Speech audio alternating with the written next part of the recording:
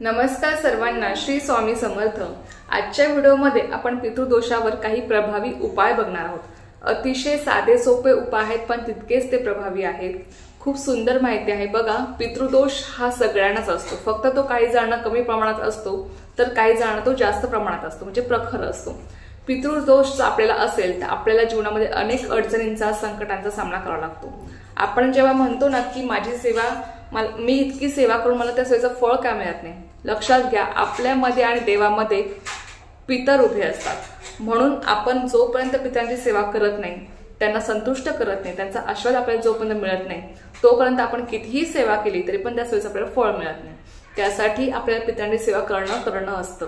पितरांची सेवा आपल्याकडनं घडली पाहिजे, किंवा काही उपाय करून आपण पितृदोष जो काही आपल्याला आहे तो आपण कमी करू शकतो, किंवा त्याचा जो काही त्रास आपल्याला होणार असतो तो आपल्याला कमी प्रमाणात होत असतो। फक्त कुठलीही सेवा आणि कुठलेही उपाय आपल्याला मनापासून आणि पूर्ण श्रद्धेने करणं गरजेचं असतं। लक्षात घ्या, तर पितृदोषासाठी आपण सेवा करत असतोच, पण त्यासोबतच तुम्ही जर काही उपाय केले तर अर्थात त्या सेवेचं तुम्हाला संपूर्ण फळ मिळणार आहे। तर ते उपाय कोणते आहेत? हे केंद्रानुसार उपाय आहेत आणि तुम्ही ते आवर्जून करू शकता। पूर्ण मनापासून पूर्ण श्रद्धेने करा। बघा, पितृदोष आपल्याला असेल तर बघा, काही काहींचे विवाह योग्य वय होतात तरी पण त्यांचा विवाह जुळत नाही, किंवा विवाह जमून सुद्धा मोडणं, किंवा बघा पती पत्नीचे सर्व रिपोर्ट्स नॉर्मल आहेत तरी पण संतान प्राप्ती होत नाही। घरामध्ये सततच्या कटकटी असतात, भांडणे होत असतात, कोणी आजारी राहत असतं, पैसा टिकत नाही, किंवा पतीला बाहेरचं नाद आहे, व्यसन आहे, किंवा अनेक प्रकारचा त्रास, शैक्षणिक कार्यामध्ये अडथळे येत असतात, अनेक त्रास आपल्या जीवनामध्ये भोगावे लागत असतात फक्त पितृदोषामुळे।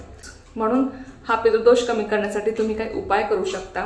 त्याचा सगळ्यात पहिला उपाय आहे, बघा, जेव्हा अमावस्या येईल, म्हणजे तुम्ही हा उपाय दर अमावस्येला करू शकता। आता जो का मी तुम्हाला सांगणार आहे तो, अमावस्येच्या आदल्या दिवशी तुम्हाला रात्री एका वाटीमध्ये पाण्यामध्ये थोडेसे तांदूळ घेऊन तुम्हाला ते भिजत घालायचे आहे, आणि शक्यतो ते भिजत घातलेले तांदूळ तुम्हाला तुमच्या घराच्या दक्षिण दिशेला ठेवायचे आहेत। मग आणि त्यानंतर जेव्हा तुम्ही सकाळी म्हणजे अमावस्येला सुशीलभूत झाल्यावर तुम्हाला ते जे काही पाणी आहे, तांदूळ भिजत घातलेलं ते जे काही पाणी आहे ते तुम्हाला तांब्यामध्ये घ्यायचं आहे। त्यामुळे तुम्हाला थोडेसे काळे तीळ टाकायचे आहेत आणि त्याने तुम्हाला सूर्याला अर्घ्य द्यायचा आहे आणि प्रार्थना करायची आहे की माझा जो काही पितृदोष मला लागलेला आहे तो कमी होऊ द्या, किंवा आपल्या पितरांना तुम्हाला प्रार्थना करायची आहे। त्यानंतर दुसरा उपाय असा आहे की बघा, तुम्हाला रेवड्या माहीत असतील, तिळाच्या रेवड्या असतात आणि कुठेही ते मिळतात। तर त्या रेवड्या तुम्हाला दर मंगळवारी हनुमानाच्या मंदिरात जाऊन विड्याच्या पानामध्ये तुम्हाला त्या रेवड्या ठेवायच्या आहेत, आणि त्या रेवड्या तुम्हाला हनुमानाच्या मंदिरात जाऊन तुम्हाला दान करायचे आहे। तुम्हाला यापैकी जितके उपाय तुम्हाला करता येतील तेवढे तुम्ही करू शकता। त्यानंतर बघा, बऱ्याच वेळेस असं विचारलं जातं की ताई, पितरांचा फोटो घरामध्ये कोणत्या भिंतीला लावावा? तर घरामध्ये नैऋत्य दिशेला पितरांचा फोटो लावायचा असतो, पण पितरांच्या फोटोला कधी आपल्याला माळ घालायची नसते। पितरांच्या फोटोला आपल्याला कुठल्याही प्रकारचा हार घालायचा नाही, किंवा पितरांचा फोटो जर असेल तर त्या खाली त्यांचं नाव नसावं याची काळजी आपल्याला घ्यायची आहे।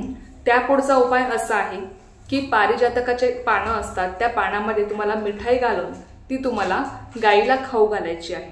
आणि हा उपाय तुम्ही कधीही करू शकता, किंवा तुम्ही दर अमावस्येला हा उपाय करू शकता। फक्त उपाय मनापासून पूर्ण श्रद्धेने करा, जेणेकरून तुम्हाला त्या सेवेचं, त्या उपायाचं तुम्हाला संपूर्णपणे फळ मिळेल। बघा, पितृदोष हा काही श्राप नाही, पितृदोष म्हणजे ही एक सेवा आहे, आणि ती जर आपण मनापासून पूर्ण श्रद्धेने केली तर अर्थात पितर आपले संतुष्ट होऊन आपल्याला भरभरून आशीर्वाद देत असतात, आणि आपण केलेली सेवा या सेवेचं फळ आपल्याला संपूर्ण मिळत असतं। जेव्हा आपले पितर संतुष्ट असतात त्यांचा आशीर्वाद आपल्याला मिळत असतो। त्यानंतर बघा, जर तुम्ही मांसाहार करत नसाल, म्हणजे तुम्ही जर मांसाहार करत नसाल आणि तुम्हाला पितृदोष असेल, तर त्या व्यक्तीने खिशामध्ये रोज तुळशीचे पानं आणि तुम्हाला मंजुळा ठेवायचे आहेत। यामुळे सुद्धा तुमचा पितृदोष बऱ्याच प्रमाणामध्ये कमी होतो। बघा, पितृदोष हा काही एक श्राप नाहीये, ती एक सेवा आहे।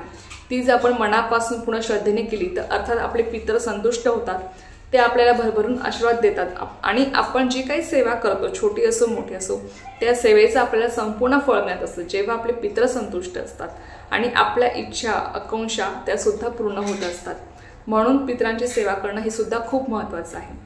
या सगळ्या उपायांसोबतच तुम्ही रोज तुम्ही सुचिरभूत झाल्यावर तुम्हाला सकाळी आंघोळ झाली की तुम्हाला पितृस्तुती स्तोत्र वाचायचं आहे, जे आपल्या स्वामींच्या नित्यसेवेच्या पुस्तकामध्ये आहे. पितृस्तुती स्तोत्र हे सगळे उपाय करण्यासोबतच तुम्ही ही एक सेवा रोज करत जा.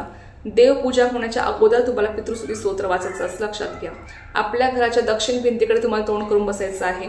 खाली बसायला आसन घ्यायचं आणि मग तुम्हाला हे स्तोत्र पठण करायचं आहे. ही एक सेवा आणि हे जे काही उपाय मी तुम्हाला सांगितले हे तुम्ही करून बघा. तुमचा पितृदोष बऱ्याच प्रमाणामध्ये कमी होतो आणि जो काही तुम्हाला त्रास होणार आहे तो सुद्धा तुम्हाला बऱ्याच प्रमाणामध्ये कमी होऊन जातो. लक्षात घ्या, आपल्याकडनं पितरांची सेवा घडलीच पाहिजे, कारण की त्याशिवाय आपल्या जीवनातले जे काही संकटे, अडचणी, दुःख आहेत ते दूर होणार नाहीत. आणि हे जे काही उपाय आहेत हे केंद्रानुसार उपाय आहेत, त्यामुळे तुम्हाला यातील जेवढे जमतील तेवढेच उपाय करण्याचा प्रयत्न करा. दर अमावस्येला सुद्धा तुम्ही हे उपाय करू शकता. नक्की करण्याचा प्रयत्न करा. फक्त उपाय करताना मनापासून आणि पूर्ण श्रद्धेने करा. तर चला, ही एक अत्यंत छोटीशी पण तितकीच महत्त्वाची माहिती होती जी मला तुमच्यासोबत शेअर करायची होती. तर झालेली सेवा मी स्वामींच्याने रुजू करते आणि आजचा व्हिडिओ इथेच थांबवते. तुम्हाला जी माहिती आवडली असेल तर व्हिडिओला लाईक, शेअर, सबस्क्राईब करायला विसरू नका. पुन्हा भेटूया अशाच एखाद्या व्हिडिओसोबत किंवा नवीन सोबत. तो पण सर्वांना श्री स्वामी समर्थ. जय जय स्वामी समर्थ.